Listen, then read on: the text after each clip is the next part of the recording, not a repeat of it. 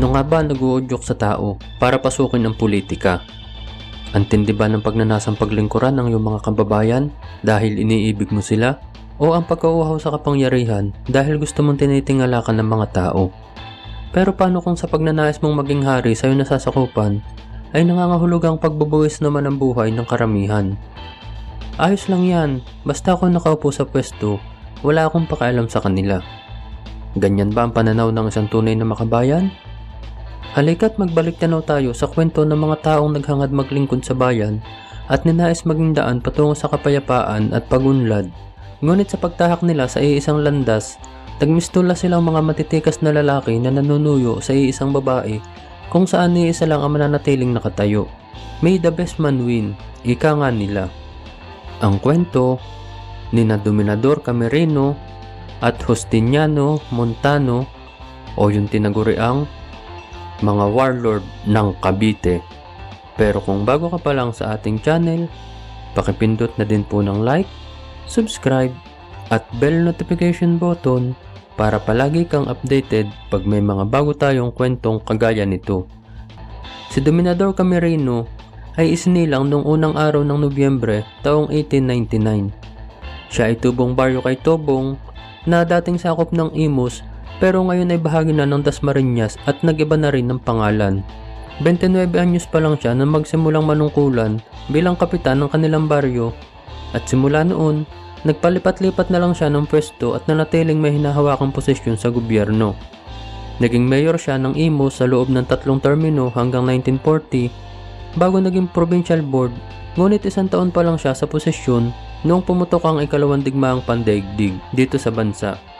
Isa siya sa mga nakipaglaban sa mga Hapon, ngunit nadakip din kaagad hindi pa man nagtatagal ang pananakop.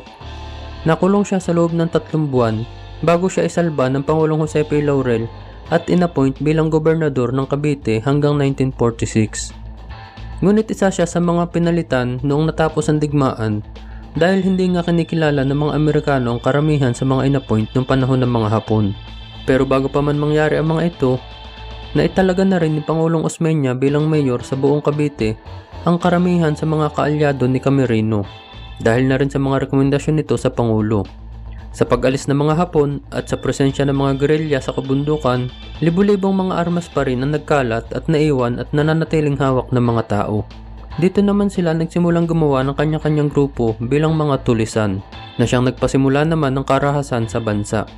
Hinaharang nila ang mga bus papuntang Batangas at ninanakawan ng mga ito. Lumaganap na din ng kidnapping, extortion, at pang-hold up at lahat na ata ng mga gawaing tulisan. Pinakawalan ni Camerino ang mga gerilyang nakakulong at tinipon ang grupo ng mga tulisan at gumawa siya ng isang malaking hukbo na maglilingkod sa kanya para muling makabalik sa pagkagobernador. Dahil naging magulo na talaga ang eleksyon noon sa Cavite simula pa lang. Ganun pa man, tumatak na siya sa mga tao dahil marami na rin siyang nagawa noong mga panahong nasa posisyon pa siya.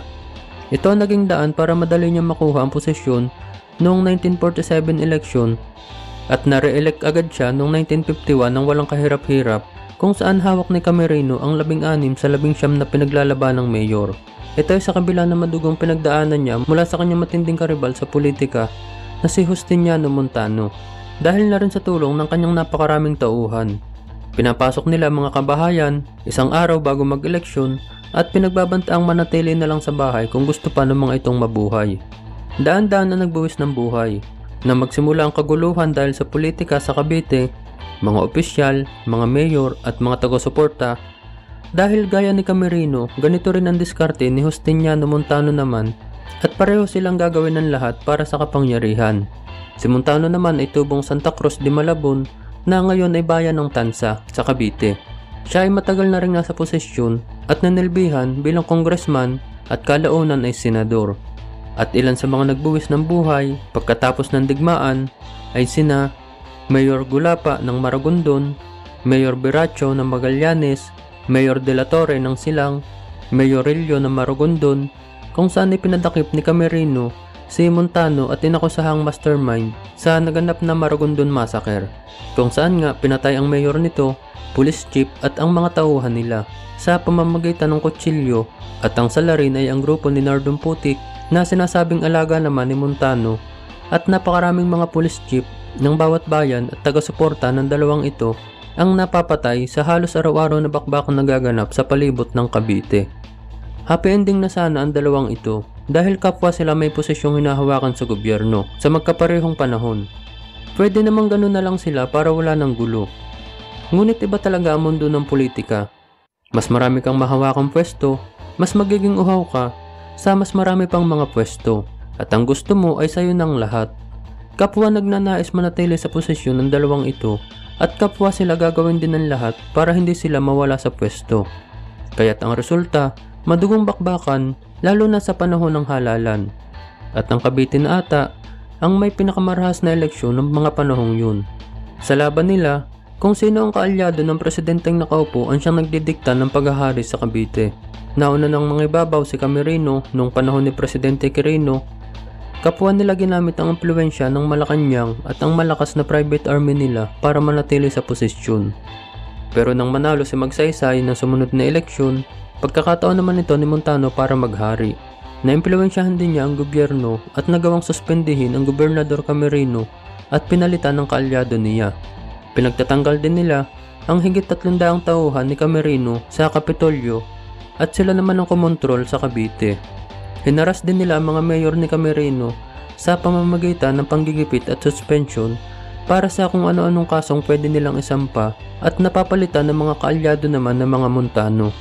Pati mga police chief, mga piskal, hanggang sa ordinaryong empleyado, palit lahat basta kaalyado ng kalaban. Pinaburan siya ng Pangulong Magsaysay at binigyan pa ng karagdagan 2 milyon para sa kanyang pork barrel para sa mga proyekto sa pagpapaunlad sa Cavite. Ngunit walang kalam-alam ang Pangulo na ginamit lang ito ni Montano para manipulahin ng eleksyon. Nagbayad sila ng karagdagang mga tao, namili ng mga boto, at gumawa ng sariling ballot box na pabor sa kanyang anak, kaya't na sumunod na halalan, tinalo si Camerino ni Delpin Montano na anak ni Justiniano Montano. Ito din ang naging dahilan kaya napawalang sala si Montano sa nasabing Maragondon Massacre. Siya naman ang nadali ni Montano sa pagkakataong ito. At bilang ganti, hindi pa nakontento si Montano sa pagkakasuspindi kay Gobernador Camerino. Siya naman ang inakusahan nito sa pagpatay kay Jacinto Morales noong 10 ng Nobyembre taong 1953. Siya ang leader ng nasyonalista sa Bacoor na kaalyado ni Montano at para sa iba pang mga kaso ng pagpatay at paghahasik ng terorismo noong mga panahong hawak pa ni Camerino ang Cavite. Nahatulan din si Camerino at siya naman ang naipakulong ni Montano. Convicted si Camerino at dinala sa Muntinlupa Penitentiary at ginugol ang kanyang panahon sa loob ng piitan habang naghahari naman ang mag-amang Montano. Sila naman ang kumontrol sa mga pantalan sa Cavite, mga iligal na gawain, at mga pagkilos para sa ikagaganda ng kanilang posisyon sa buhay at ikatitibay nila sa pwesto sa gobyerno. Napirmahan din ni Pangulong Magsaysay ang isang bill ni Montano na naglalaman ng paglilipat ng provincial capital mula sa Cavite City patungong Trece Martires. Ipinuwesto naman nila ito sa lupang dati namang sakop ng Tansa Cavite kung saan pagmamayari ng pamilya Montano ang malaking bahagi nito. Sa pagkakalipat na ito ng Kapitolyo, biglang nag-boom ang presyo ng mga lupain at mga ari-ari ang nandun na pinakinabangan naman ng husto ng pamilya ng mga Montano. Nang mamatay ang Pangulong Magsaysay noong 1957, sina Montano naman ang muling pababagsakin dahil si Pangulong Carlos Garcia ay kaalyado naman ni Camerino na siyang hahadlang sa mga gawain ng mga Montano sa Cavite. Noong ding taong yun bago pa man matapos ang 1957, malaya na ulit si Camerino dahil binigyan kaagad siya ng pardon ni Pangulong Garcia at magtatangka itong muling bumalik sa kapangyarihan. Tinangka nilang patalsikin ang mag-amang Montano sa pagkasenador at gobernador at muling naging madugo ang eleksyon at lumaganap ang karahasan sa buong Cavite. Sinuspindi ang mga Montano dahil sa pagkabigo nilang palaganapin ang peace and order sa Cavite noong mga panahong yun na dapat ay trabaho pa nila dahil sila yung nakapwesto. Pero sila pa rin mismo ang siyang sangkot sa mga kaguluhan. Ngunit napakalalim na ng pundasyong naibao ng mga Montano, kaya't noong taong 1961 eleksyon, muling tinalo si Camerino ng batang Delpin Montano sa isang dikit na laban sa pagkagobernador pa rin. Pero ganun pa man, marami sa mga mayors ng mga Montano ang mga natalo at nabigyan pa rin sa iba't ibang posisyon sa Cavite si Camerino dahil nasa panig nga niya ang gobyerno. Nanatili silang mortal na magkalaban At nang matalo naman si Pangulong Garcia kay Pangulong Macapagal, panahon ulit ni Montano sa Cavite. At sa pagkakataong ito, smuggling naman ng sigarilyo ang kanilang naging operasyon. Taong 1964, nagsimulang magdatingan ng mga imported na Blue Seal na sigarilyo sa bansa at karamihan ay sa Cavite bumagsak. Pinatay nito ang lokal na industriya ng Philippine Virginia Tobacco na nakabase naman sa Ilocos. Nanatiling gobernador ang batang Montano at congressman ng tatay nito at kanila pa rin ng Cavite noong mga panahong yun. Samantalang si Camerino ay nakontento na lang sa pagiging mayor muli ng Imus. Pero nang matalo si Macapagal ng Pangulong Marcos na sumunod na halalan, nilinis niya ang Cavite mula sa magugulong politikong ito. Inatasan niya ang mga konstabulary na mag-take over sa buong lalawigan at buwagin ang mga smuggling activities sa lugar, kasama na ang pagsasaayos ng mga pamunuan, lalo na ng sa COMELEC kung saan sila ang nagkokontrol sa mga mananalo. Siyempre, pabor kung sino ang kingpin sa Cavite noong mga panahong yun. Taong 1971 eleksyon, muling kumandidato si Camerino bilang vice-gobernador kasama si Lino Boncalan na kanyang gobernador. Dahil nga sa crackdown na ginawa sa Cavite, nawala ang makinarya ng mga Montano at kapwa nanalo sina Boncalan at Camerino laban kay Delphin Montano sa pagkagobernador. Ngunit pinagbibisan pa rin ang napakaraming buhay, kabilang na sina Mayor Reyes ng Magallanes, Mayor Rojas ng Cavite City, at napakarami pang mga taga-suporta ng magkabilang panig. Pagsapit ng taong 1972, pagkadeklara naman ng martial law, crackdown naman sa mga politikong sangkot sa korupsyon at mayroong mga private army na nagmamay-ari ng maraming mga armas ang pinuntarya ng gobyerno. Pinag-aaresto nila ang mga ito at ilan sa mga politikong nasampulan ay sina Governor Eduardo Hoso ng Nueva Ecija, Jose Kingad ng Pampanga, Carlos Imperial ng Albay at si Cavite Governor Lino Boncalan, kung saan bulto-bulto ng mga baril at ammunition ang nakuha sa mga ito. Sa pagkawalan ni Boncalan, muling nakuha ni Camerino ang posisyon sa pagkagobernador at dito naging maayos na ang kanyang pamumuno. Dahil nawala na rin ang banta ng mga Montano, epekto ng presensya ng napakaraming konstabulary ng gobyerno na nakakalat sa buong lugar dahil sa higpit ng batas na umiiral noon.